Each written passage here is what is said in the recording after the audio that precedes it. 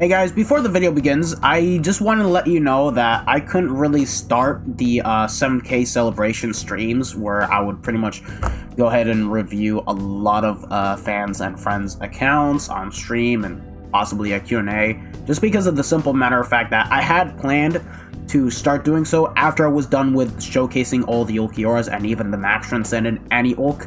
But then I just pretty much caught a cold. I just, have been unable to record and stream in good health without feeling too much pain, so I unfortunately had to, take a bit of a break. So if you guys still want it, let me know, but I'm personally leaning towards pushing it back until we get to 7.5k subs or even 8k subs, but let me know in the comment section below.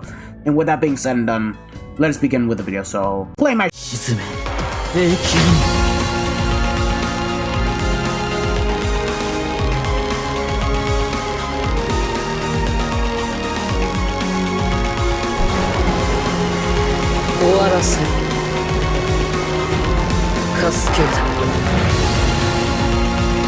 Bleach, Brave Souls. Hey guys, this is your boy the Death Smasher and welcome back to yet another Bleach Brave Souls video, and today I figured we may as well revisit Tokinada because, believe it or not, as of November 30th of 2022, he basically is now 3 years old because he came out as an end of the month gacha for November alongside the Beyond Resurrection version of Hannibal and Baragon. And this guy was such a huge deal upon coming out into the game because not only was he marked as being one of the best characters of that year, but he just completely re-innovated how NAD characters are supposed to play in today's meta, and it's literally all thanks to this character as to why we have so many damn good NAD characters in the game, like 1000-Year Blood War Aizen and the new Hearts version of Yuha Baha, and even the likes of the Beyond the Bankai version of Jushiro from the Spirits Are Forever With You collaboration is a great example too.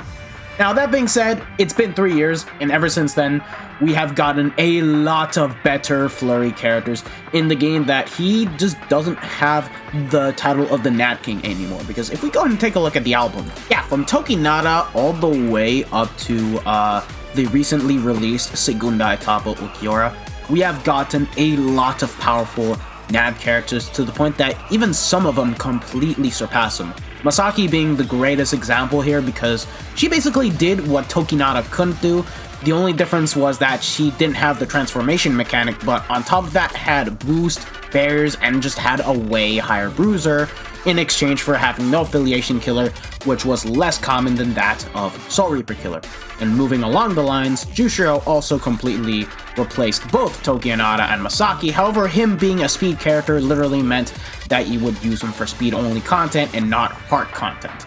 And ever since then, we've gotten so many broken NAD characters to the point that right now, the true kings of, being NAD characters have to pretty much be, in my opinion, 1000-Year Blood War Aizen, the Spirits Are Forever With You version of Jushiro, Cacao Society Ulquiorra, and Lunar New Year's Rukia, just because of the simple fact of the matter that they both have guard break, they both have a really insanely high bruiser, and on top of that have something which can make them do even more damage.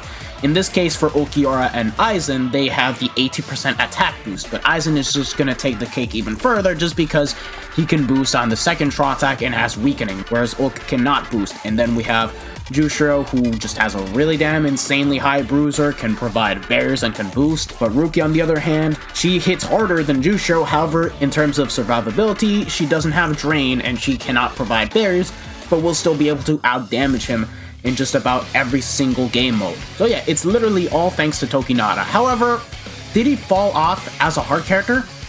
Sadly, I want to say yes. I have to be 100% honest, because if we go and take a look at all the other characters that we have for heart, okay, in terms of the NAD department, definitely Masaki has taken over his place, but that's it in terms of autoing. And then we still have the likes of Fierce Balgin, which is pretty good, however, provided he cannot boost like Tokinada or Masaki. But now, in terms of the overall hardest hitters in the game, like if we're talking about mainly using Tokinada in the likes of epic raids and even harder content, sadly, as a Soul Reaper killer, he was easily overthrown by this Aizen just because of the fact that he can provide so much damage. He has double status element. He has the perfect kick that any SP unit should deserve to get, being the beam 960 and Homing Vortex and the full screen, and on top of that, Aizen just surpasses him for when it comes to both manual playing and autoing, just for the simple fact of the matter that he has so much survivability to the point that you only want to stack him up with recharge and strong attack damage hybrid links, and there you go. Besides, he can also drain, so that's even better. And then if we were talking about the overall hardest hitter for heart, well, it has to clearly be the likes of 1000 Year Blower Ichigo. That is saying a lot. So yeah, Tokinada is not a top 10 character anymore for heart, and if he is, he's probably going to be down at the lower half of the top 10, if not at best as an honorable mention. But that's saying a lot because this character was from 2019 and is by far the best aged unit from that year alone, because I don't think any other unit is good to use nowadays. Like, imagine using Mugetsu in IT. You're not gonna do that. Imagine using any of the other Beyond Resurrection Espadas. You're not gonna use them either because they've just been all power crept. Sadly, Tokinada, the same thing, however, because of what he provides, not so much, thankfully. Him being a Nad Flurry character with Guard Break was what really helped keep this unit on his toes, honestly speaking. For those that don't understand the importance of Guard Break, well, it's a skill that allows you to bypass melee and range guard. For SP units, it's more so an added benefit so that you get your damage to be consistent at all times. But for normal attacking damage units, because you always have to rely on your strong attacks to break guard, it heavily slows down the run for when it comes to both manual playing and autoing.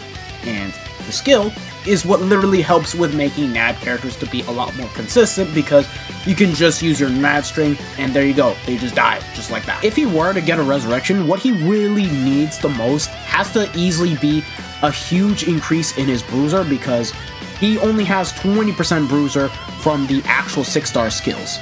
Granted, he does have the soul trait of normal attack damage of 25%, so that gets rounded up to a good 45%. Everything else is fine, however, he also does not have poise, meaning that this guy can get staggered pretty damn easily, so the easiest thing that we can hope that Caleb will do when they resurrect this character is just increase the bruiser and give him poise, and I'd say that's the perfect resurrection. I'd probably even argue to put him on the top 10s again, and if we want to make him even more broken, then I don't know, some form of damage that he can do against enemies that haven't been affected by a stat summon, like 50%, not 100%, nothing crazy, like 1000 Year Blower Ichigo in that case.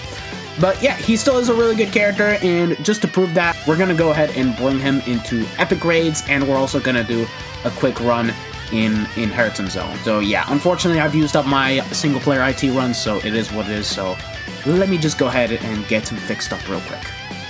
Now granted, before we get started, there is one more thing I want to make note of. If you want to use him in most of the harder content, at 1 of 5, he's going to be decent, but realistically speaking, you want him to at least be 2 out of 5. At least get the attack and focus done, so that way he's going to be pushing out those good-ass damage numbers. And then, ideally, you would want to have him 5-5, realistically speaking, if you want him to do everything that you can do in this game. Because, unfortunately, he is heavily power-crept by a lot of the Nad Flurry characters that we have in the game, and, of course, all the other better heart characters that we have in the game. But anyways, that's all you guys really need to know, and he's Max Insanity again, full stamina damage boost and long stride on his bonus abilities. I already reviewed this character before, so I'm not going to do that, but this is just, you know, to have a good revisit on him. That's, man, it's been a hot minute since I've last used Tokinada, but the one thing that he's always going to have that stands out is, for starters, he's voiced by Seto Kaiba. That's the first thing I want to make note of, and that's what I love about the character, besides the fact that he is evil, and, of course, the plot that he has in the Spirits.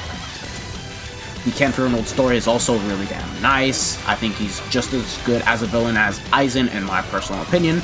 And as a character, he still is the only NAD character, as far as I know, that has a transformation mechanic. Like, when he transforms, his attack multipliers will go up even higher, thanks to the fact that the max changed from 120% to 150%. And on top of that, he does gain a bit of status elements on his strong attacks, and you just do so much damage, and even the visuals change on those attacks, which is crazy. Like, he just mimics every single attack from most of the Soul Reapers. Like, the attention to detail that they gave to this character is so damn nice. I can still appreciate it even to this day, even if he has been power crept, which is a big plus in my opinion. A really big plus. And going back on the topic of power creep, even though he's been power crept, you can still use him just fine in epic raids, even more so if you have him 5-5, but ideally you want to have him at that. If not that, you can at the very least get him 205 whenever he does come back in any given Spirits Are Forever With You banner, whether it be a rerun banner or even a brand new one, just because of the amount of damage that this guy can do upon transforming. Now, that being said, there's just one thing that I kind of wish that he had, and that's the fact that when using him in epic raids, I prefer if he had the Link Slot Potion skill, because nowadays we just have so many of those characters that are just so damn good to use. Cacao Society, the Swimsuit Momo in this case, who can provide potions and super pots, and is a booster on top of that, and being a NAD character, great for epic raids to use on top of that. And as you guys can see, my Tokinada at 5-5 is still doing just fine. Now, granted, this is the normal epic raids and not the Awakened one, because when Awakened Menos Grande comes out, right, it's gonna have around 70 million HP, so it's gonna take even more time to clear. So back then, Tokinada was also the king of epic raids here. Like, he was just doing everything. Like, every time that he was featured as a bonus, Caleb just refused to make him a freaking 50% bonus and just always made him a 25% bonus, just how freaking broken this character was. And yeah, sadly he's not featured anymore as a bonus from what I remember and know, so it is a bit of a shame, but still, not bad. He's still doing pretty good damage, even though, again, we just have way better characters. So yeah, again, the fact that we have so many fun and usable map characters that have guard break, it's literally thanks to that.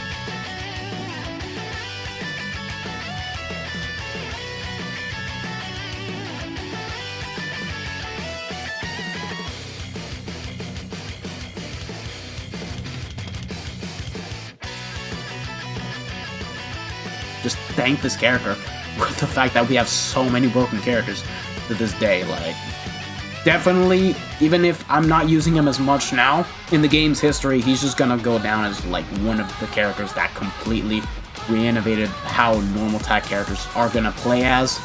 And just, you know, even for the SP characters, right? It's just gonna be helping out so much for when it comes to doing the harder content like Inheritance Trials, because you want to have guard break also on your SP characters, just so that way your damage doesn't get reduced when attacking. And that's basically about it. I do want to apologize for the lack of content. It just, I've been pretty much ill these past days that I couldn't really stream much or do videos when I have a really bad voice and my nose was all blocked. Like, it would just pretty much give me a hard time for when it comes to recording and editing, so I pretty much needed to get some well-needed rest. So yeah, thank you guys for watching. If you guys have enjoyed it, don't forget to smash that like button, share this video with your friends and family, subscribe to the channel if you guys haven't already, and hit the bell notification so that way you guys are up to date with my most recent videos. And tomorrow, we're going to be summoning for Mind Oaks individual, because Okier is my favorite character, and I hope to get him within 5 steps because I'm saving up for 3rd Annie Oaks banner, which comes out on Christmas Eve. So take care, lads. Peace out.